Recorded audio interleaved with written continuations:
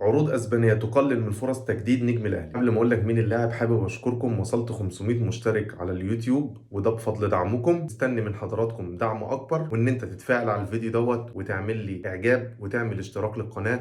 وما تنساش تقول لي رايك وتصلي على النبي في الكومنتات. اللاعب الذي قد يرحل الى احد الانديه الاسبانيه وهو اللاعب اليو ديانج. اليو ديانج دبابه نص الملعب للنادي الاهلي، قد يرحل خلال الفتره الحاليه او على اخر الموسم. بعد ما كان النادي الاهلي واللاعب وصلوا لحل وسط اللي يرضي الطرفين، وصل للاعب عروض اسبانيه وعروض خليجيه، واللاعب ميال اكتر للعروض الاسبانيه لان هو حابب يحترف، زائد ان العرض المالي اكبر من عرض النادي الاهلي. لكن اللي هيتم الفتره اللي جايه والارجح ان اللاعب هيكمل بقيه عقده مع النادي الاهلي ويرحل في يناير مجانا، ده بعد تمسك المدير الفني للنادي الاهلي يستروب باللاعب واصر ان هو يكون موجود. وحاليا لسه الكلام برضو مش اكيد ان اللاعب يرحل او هيتم. من وجهة نظرك شايف ان وجود اليو ديانج في نص ملعب النادي الاهلي مهم؟ مستني تقول رايك في الكومنتات، وما تنسوش تصلوا على النبي.